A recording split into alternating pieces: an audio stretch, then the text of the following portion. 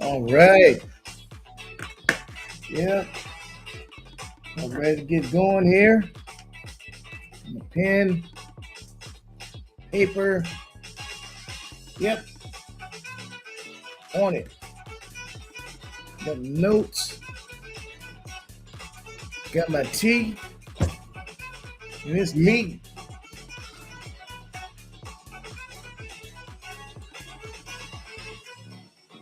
All right, all right, all right. Okay. Welcome to the On Point Podcast.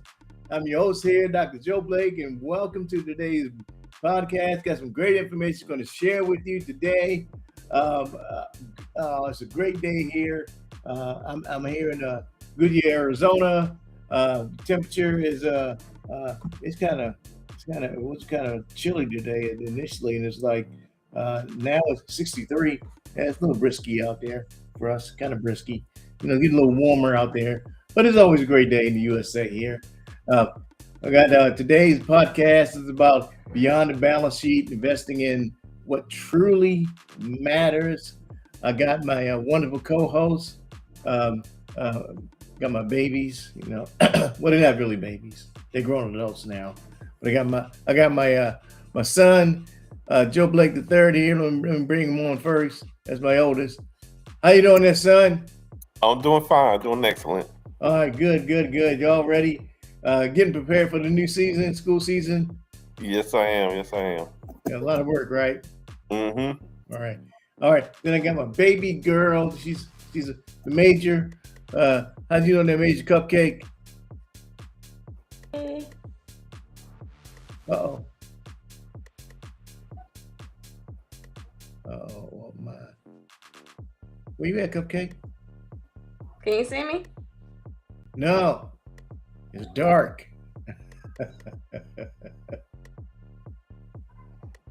I can see me now. My cupcake. Hi. Oh, you see dark. We can't see. Can It you might see just me? be a glitch or something. Yeah, It's 'cause I a can see glitch. me. You might have to log out, log back in. Okay. That's weird. Okay, let me see if I Wait, can you know log back what? You in. probably got your camera cover on. Before you do that, you probably got your camera cover on. No, I ain't not that slow. I can see me. I think it's a good. Oh, I'm sending y'all a picture of mine, and let me log off and come back in. Okay. all right. All right, baby girl's she's gonna log out, log back in. That there's grandson, you know, hey, my son got peoples all over the place in his house, you know, so what's going on, grandson? You know, so it's always a family affair. You know, my kids, they have master's Yeah. degrees, they teach us and all the good stuff too. So it's always a great day in the USA and the family, so they're doing their thing as well. So we'll wait till Cupcake to get here because I want to make sure we get started and everyone's here to be able to share and the knowledge that we have to gain because we're going to be looking at investing, but investing is in my book, Financial Literacy and Financial Legacy.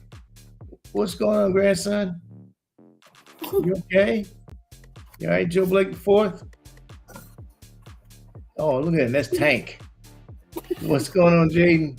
You got your pacifier. There's my cupcake there. There's my baby. There she is. All right, I came in on my phone. I guess it's my iPad. Okay. All right. How you doing today, Cupcake? I'm good. How are you? All right. Now, this is Hey, Mrs. babies. Home, but so is my Cupcake, the baby girl. So I'm sorry, but that's my baby. All right. So I was sharing that we were talking about beyond the balance sheet, investing in what matters. Yes. Investing, what I use as a term, it means putting current funds away for future use. That's in my textbooks, which is Joseph Building Financial Literacy and Joseph Building Financial Legacy. I'm writing my third volume which is the part of my trilogy. I'm writing that now, and you'll see that in the text as well. So with today's class, let's go ahead and get into it. All right. So we're going to be talking about beyond the balance sheet, investing in what truly matters. Now, I always include words from the Bible to help get things underway. So the first thing I thought about when I started reading this and I started praying about it, I looked at Genesis chapter 9. Now, for me, when I read it, I looked at what in the beginning how God started. God said in Genesis chapter 2 and 9 says, out of the ground, the Lord God, he made several trees, but he told Adam and Eve that there was a tree of life and there was a tree of knowledge of good and evil. Now, we know what tree that Adam and Eve ate of, right? And it just caused everything to just go haywire, which was the tree of knowledge. But do we know much about the tree of life? Not really. Because we emphasize so much on the tree of knowledge about good and evil. The tree of life actually focuses on what we're focused on this year, which is the economy of being, having a richer life. That's what this whole year is about, having that richer life. Having that, what we want to have in our life, which is a richer life. And so we're looking at life. And God talks about that throughout the Bible, about having about, he said, I set before you this day, life or death, blessings and cursing. He said, if I were you, I would choose life. So we're going to, throughout this whole year, we're going to be speaking about that. But I just wanted to point that out. In the Bible, it says that, I set before you this tree of life, and you got this tree of knowledge, good and evil. And what did Adam and Eve do? They went over there to knowledge and missed out on a lot of the things. So we're talking about the economy of being, having a richer life. So this is part of it. So this is about choosing the right type of investment, which is putting current money away, putting it for future use. So these are things we already know about, but we're just giving some extra as you choose it. So when you're looking at things, all right. So this is a balance you want to have, a balance you want to look at, looking at moving beyond conventional ways of seeing the market, seeing the economy, looking at social and environmental impacts on putting things away, and looking at an approach that includes sustainability and social responsibility. Have you thought about when you're looking at investment, if you're looking at how your profits grow, looking at the social and the economic responsibility for a company? Like, look at the company that you work for. What are their social responsibilities? Do they have one? Have you thought about that, son? I mean, the organization I work for has a direct social responsibility because I'm in education, so I teach at a technical college, and we specialize in workforce development, and so we prepare students to get jobs. We give them skills and knowledge that they'll need to go into the workforce, and so that's what correlates there. Cupcake, what do you think? I think that my workforce being in the military has a huge social responsibility. A lot of our trainings, we talk about the profession and being a professional. I mean, we serve the United States, so I think we have a huge social responsibility. Yeah. Now, see, do we think about that really sometimes when we go get a job? Or do we really think about the company?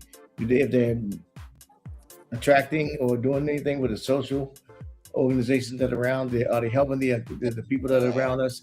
We don't really think about it too much, do we? We just go get a job. People look at it, they're helping the economy, helping the people. They think that's something when you're going to put funds with a company. Look at what they're doing. Is it that they're helping the sustainability of the economy, sustainability of the the economy around with the company around the the structure of the organization? I mean, the people that are around. So that's something you want to look at when you're dealing with, money, if you want to support a company. So some of the things that you look at when you're looking at organizations, how much are they making? The impact in the company, the areas that are around. So when you're looking at putting funds in a company, you want to look at how much they're making on your money. How much are you making on your money when you put money into it? You put funds into it. How much you're making, such as like your profits, what you're earning, and your return on your investments. So even though you're looking at the social impact and environmental concerns, what are you making on it? So the main things that people look at, they look at what they call profits, right? Profits indicate how effective a company is doing it. And I put street vernaculars in there because when people hear profits, they say, "What is profit, man? What is?" I heard the word profit. They're thinking some dude in in church, telling, "I believe this." Yeah, well, that's what you make when you're selling your stuff, pretty much, right? It's like Cupcake. You own at one point didn't you own a car dealership, right? Mm-hmm. So how did you calculate or looked at what you made off your stuff selling cars? I mean, we got all of our income, all of our profit, subtracted our expenses, and it's our gross profit. So that was, you looked at how much you were selling off for your stuff, right? Hmm. Joy, you own property, right? Right. How did you calculate? What? How did you look at it? Um, you gotta count. You gotta calculate your operating expenses. So when it comes to property, you have maintenance. If you have a mortgage payment, interest, insurance, and then whatever rental fee that you get, you subtract that, and whatever remaining, that's your profit. Okay. So we just did it from a colloquial sense, but it's still you looked at what you were making from selling your stuff, right? Sometimes people get into the profit margins, they get kind of superficial with it, and they try to go out scientific with it. You can miss out. Basically, you just trying to figure out how much you're making off your stuff, and people don't think about that. They just think about, I want to make money, but they don't look at the expenses. They don't look at what they're taking care to maintain it, and they miss out on. They end up spending more than they actually get on their products. Another aspect they miss out on is earnings per share. You heard of that? Earnings per share. That's the shares you own, and then the common stock. So when you're looking at earnings per share, again, this is a street vernacular. Street vernacular. What you make from each piece that you're selling. So if you're selling the car dealership, so what do you know what type of cars you were selling, Cupcake? What type of cars? Um, I mean, we sold a range of cars, but we tried to focus on an inventory that would be between 5 to 10,000, so they can be like a quick return. Okay. Too expensive cars. Are you looking for like the exact make and models? Yeah. Did you have trucks? Did you have what did you have? We had so we had Ford Escapes, we had Nissan Altimas, Kias, regular sedans. Okay. Which ones did you sell most of? We sold more Kias and Nissan Altimas. That was our sweet space. There were safe cars for for people who were just learning how to drive. Easy sell. Okay. So see, those were your per share because those are the type of cars that move faster. So you knew those are the ones that you can. So that's the earning per share. Those type of cars made you the most money and everything. So you have to define that when you're looking at your investments. So you have some companies that you can point out that they make their earnings per share for that particular product or service. Now, when we're talking about earnings per share, though, you're looking at individual stocks. You're looking at individual companies in the shares, and in general, you're looking at like buying one company and seeing how that company is making their earnings on their shares. And it's really like for the vast majority of people that are out there, it's not really a good fit. It's not really a good fit because the average person can't buy, you know, like what one share of Berkshire Hathaway is. That's the BNRK 30. I think it's BNRK 34. It's over six figures. One share is like $200,000. How many shares can an average person buy at 200,000? One, not even one. Average person can't buy one share. Especially when shares are stolen at 100. You have to buy 100 shares. No, you can't do that. So you have to have a different type of investment to buy that. So it makes it like not even logical. When you talk about middle class Americans, average middle class American makes anywhere from 50 to 150,000, so they can't buy an individual. That have to have a different type of investment. So earning per share doesn't really work out for them. But again, that's when you sit down with an individual financial advisor to help you out with that. Return on investment. That's when you measure your profitability of your investment to the relative cost to it. So that's the street vernacular. I always put the street vernacular in there. What you made versus what you paid for your stuff. Return on your investment. Now, Joey, with your return on investment, how does that work with your investment, with your real estate goals and objectives? What do you think? And this is just a guesstimate. Yeah. Well, I know, like if I was to try to acquire another property, the way I would estimate is the down payment, whatever down payment I would make, and then I would estimate how much money that I'm going to make that. I would project how much money I'm going to make that year, and basically I can calculate my return on investment that year. So I calculate to see how long it's going to turn to recoup what I put into that property. Okay. Cupcake, what are your thoughts? All right. Restate the question real quick so I can make sure I'm understanding. Return on investments. Is what you made versus what you paid for an investment, for a product. Oh yeah, I mean, whatever it took to acquire that product, to maintain it, even to market it, I would subtract that from whatever income I've gotten from that product, and say that's my return of investment. Okay. Like last year, for my investments, like 2,500 I received for capital gains. I think it was capital gains and long-term investments for my mutual funds. 2,500. So that's money that was gained. It probably was more than that, but I'm just giving a guess. It's not 25. It's $3,000. $3,000 came from that. That was for the year. So 3,000 was what it gained for the whole year. So that was just growth, and that was just long-term gain, that came from it. So that was the growth that was for that whole year. So just if you left it in a bank like that, the bank wouldn't give you $3,000 on your money. So that was the return on investment for that year.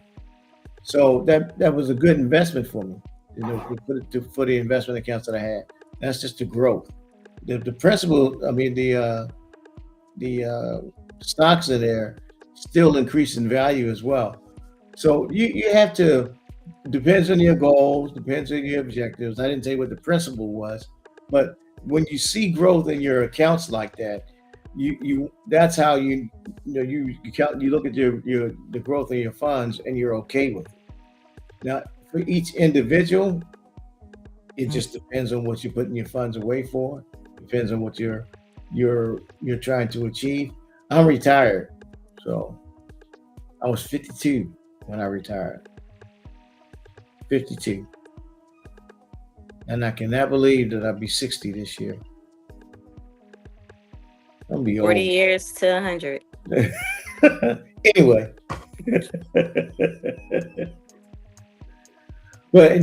But I'm not super duper wealthy. I'm not the millionaire yet. But I'm at a point where, because I have residual income that's coming in, but I'm at a point where I feel comfortable. But some people need more to feel comfortable. Some people look at me and say, "Oh, you broke, man." I'm like, I'm good. Got my crib, got my car, So you have to get to a point where your return on your investment capital makes you comfortable, makes you feel okay with where you are. But if you're not at that point,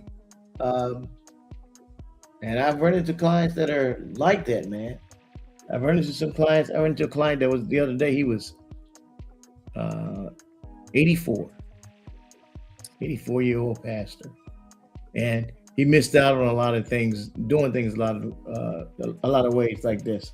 But he was glad I was able to talk to him, and he wants to be able to come back and talk to his people, his family, and it's knowing the things that you learn now and how you can change it. So there's certain limitations that you may have in your life that you didn't experience. About you overlook things. You overlook what were assets in your life. Overlook because of what may happen. So if you look at you got to overlook some things that are intangible, like the balance sheet refers to what you have, tangible assets and everything. But you got to be able to overlook what's not there. You got to be able to what you can put your hands on.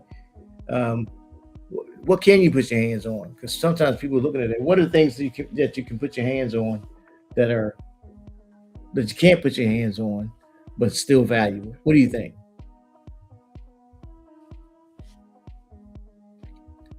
Knowledge, friendship, influence.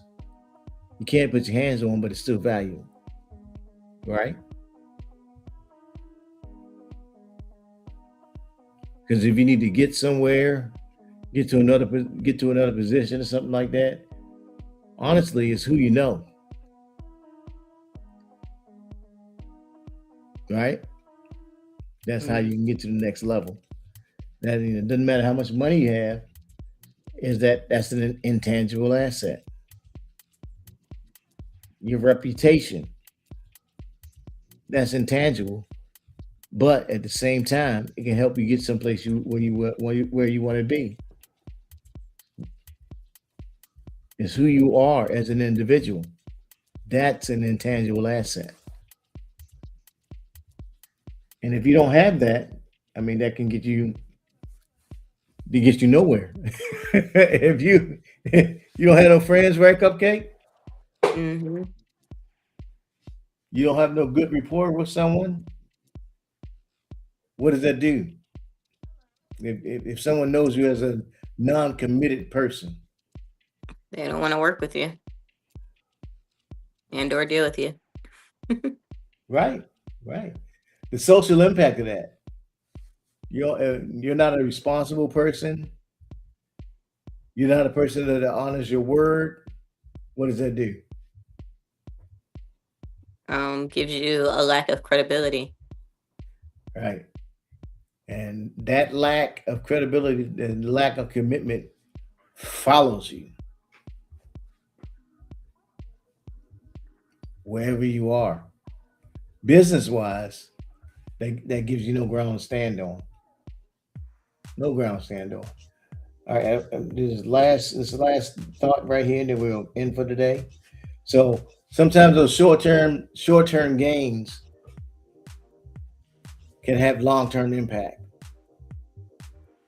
So sometimes people don't look at the short-term gains, but sometimes you can have a short-term game that can distract you from the long-term importance of it.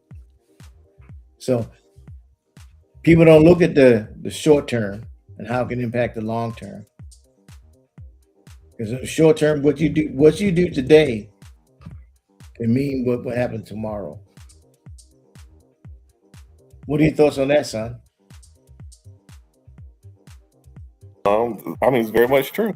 You got to be mindful of your future And you got to plan accordingly, and then you got to execute. Yeah. So, you know, a lot of people don't like that foresight, and they don't plan or live their lives accordingly. Yeah. Because now, y'all remember this when y'all were young. I would say you can choose things, you can't choose the consequences. Because what you choose, the things you choose today can change your life. Right? You can choose to rob a bank, but you can't choose the 30-year sentence to come from after that. Right? You can choose to go to college and get a degree, and man, that can set you up for the rest of your life. Hi. Aren't you glad y'all went to school? Yeah. Yeah. This is how it works, man. How it works. How it works. All right, so let me go and put you in the background because it's 11:28. Let me finish this up, and then I'll come back with you. Okay? So, All right. Hang tight. Let me be right back.